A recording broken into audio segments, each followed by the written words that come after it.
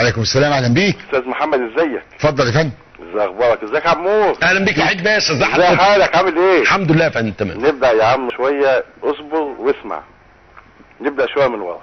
قول. قلت لك مبارك مش هيكمل في خطوط حكم. انت وحيد اللي بتتوقع. ايوه، لا مش بتوقع، عشان بس ايه، بص يا عمرو، انا زعلت منك المره اللي فاتت لما قلت لك عن موضوع الاخوان وقلت لي بتوقع، مفيش توقعات. ماشي؟ ومشي مبارك وجمال، قلت لك الاخوان يا عمرو مش هيكملوا سنه في الحكم. قلت لي صحيح. وقلت توقع، قلت لك ايه توقع دي؟ ايه في حد بيتوقع؟ والتوقع بيطلع 100%. اسمع يا عم، والحمد لله مشوا قبل السنه بساعات، مظبوط؟ طب وايه اللي هيحصل بعد كده؟ اقول لك بقى عشان اريحك. ايوه. اريحك كمان سبب من عند ربنا على السيسي، عشان الشعب يرتاح والامه كلها بسبب من عند ربنا ترتاح.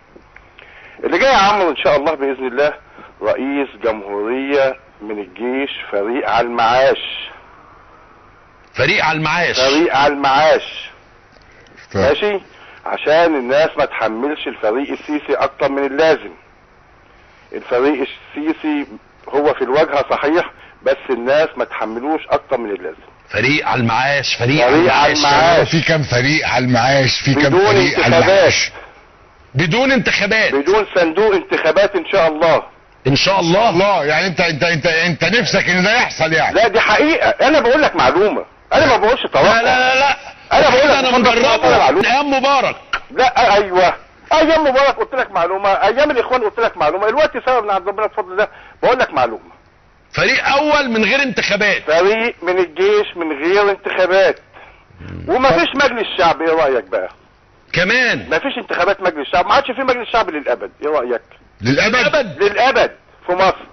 وده قرار متاخد. طب يبقى في مجلس شورى؟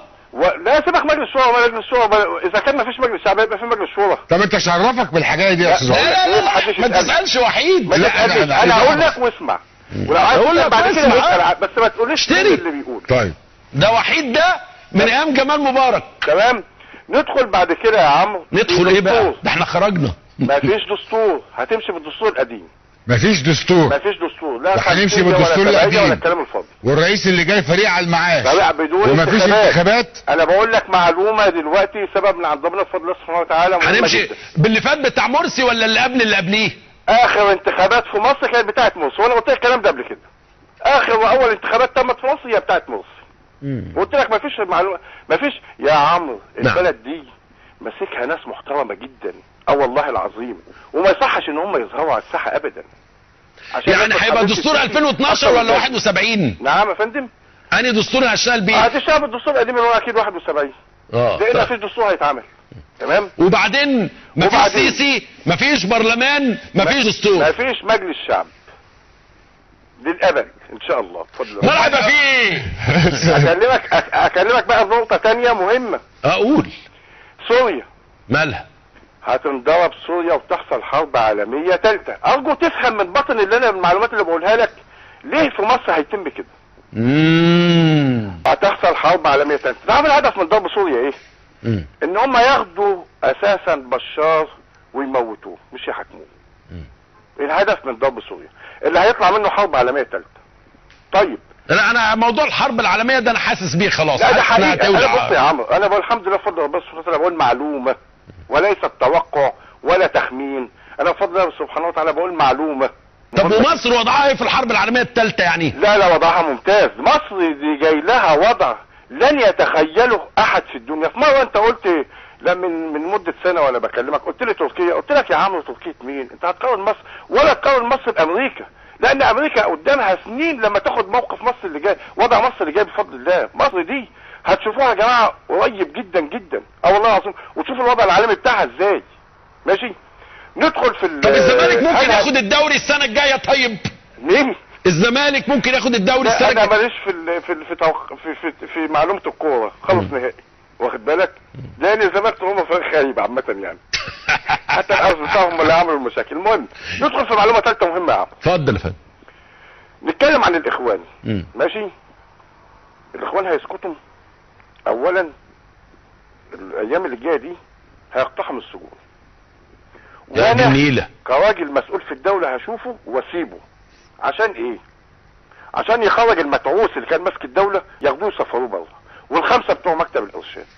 فانت فقط. بتقول لي ان الاخوان هيقتحم السجون هيقتحم السجون ويهربوا مرسي بره ويهربوه في مصر. طيران خاص بره. انا بقول لك معلومه، ويهربوا. انت عارف ليه؟ مش انتوا عايزين اهو خدوه موتوه بره، ولانهم هياخدوه يموتوه بره وهم عارفين هيموتوا مرسي بره ازاي ليه؟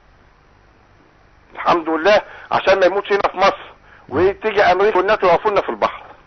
انا بقول لك دي معلومه، واخد بالك؟ بس انا سايبك حط ايدك في جيبي وهسيب تاخد اللي في جيبي عشان اساسا ايه اقضي على كل بعد الموقف ده، اقضي ان شاء الله على كل الجماعات الاسلاميه بالكامل وما عادش يبقى لهم ذكر في الدنيا.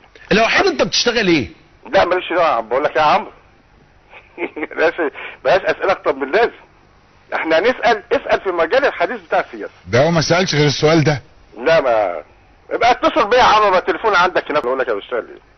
لا يبقى سيبه في الكنترول بقى عشان نكلمك ونستفسر منك في سؤالين شخصيين عند عمرو وعندي كده عايزين نسالك يعني عليهم. الاثنين احنا اتوهنا قبل كده انا وانت واسمه ايه ده عبد المنعم بتاع عضو مجلس الشعب، كان عبد المنعم علاء عبد المنعم. علاء عبد المنعم على كيلو كباب وكفته انت ما جبتوش. هو اللي ما جابوش. هو اللي ما جابوش. انا اللي سبت. ماشي يا عمور. شكرا وحيد. عفوا يا عمور. اهلا بيك يا حبيبي. ايه الحلاوه دي؟ ده ايه الجمال ده؟ احنا هنبقى قاعدين في الفضاء. ادي احنا قاعدين. ادي احنا قاعدين. زي ما قلت لحضراتكم هتشوفوا اشياء غير عاديه. غير عاديه. خلينا نطلع فاصل اعلان.